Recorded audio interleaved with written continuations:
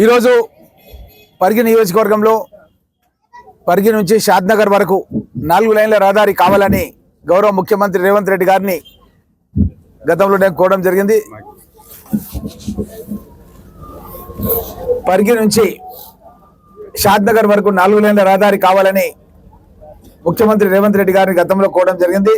దాని ప్రకారం మనకు 2 రోడ్లు కలిపి 240 కోట్ల రూపాయలతోన మన పరిగి నియోజకవర్గానికి పరిగి టు షాద్నగర్ 120 crores, అదేవిధంగా పరిగి నుంచి వికారాబాద్ వరకు కూడా 120 crores, 240 crores 240 కోట్ల రూపాయలతో ఈరోజు పనులు ప్రారంభిస్తున్నందుకు చాలా సంతోషంగా ఉంది.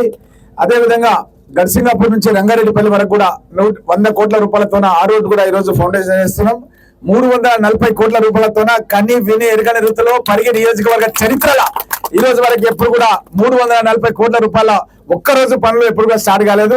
ఒకే ఒక్క రోజు స్టార్ట్ చేస్తున్నందుకు చాలా సంతోషంగా ఉంది. మీరందరూ కూడా ఎంతో కష్టపడి 25,000 మెజార్టీ ఇచ్చి నన్ను శాసనసభకు పంపించినందుకు, నేను గెలిచిన ఏడాది 3 నెలల్లోనే ఇంత పెద్ద ఎత్తున అభివృద్ధి కార్యక్రమాలు చేస్తున్నందుకు చాలా సంతోషంగా ఉందన్న విషయాన్ని తెలియజేస్తున్నాం.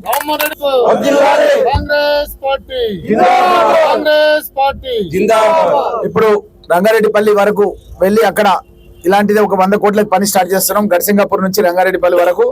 అదేవిధంగా ఊరేగింపు కార్యక్రమం ఉంటుంది. ఈ రోజు ముగింపు కార్యక్రమం ఉంది. మనము కళ్యాణానికి సంబంధించిన ఊరేగింపు కార్యక్రమం ఉంటుంది కాబట్టి మనము మొన్ననేమో మీకు అందరికీ తెలుసు సుదర్శన యాగం, నిన్న చండీ యాగం, ఈరోజు స్వామివారి కళ్యాణం అయిపోయింది. ఊరేగింపు ఉంటుంది కాబట్టి పరిగి వాళ్ళందరూ ఇక్కడే ఉండాలి.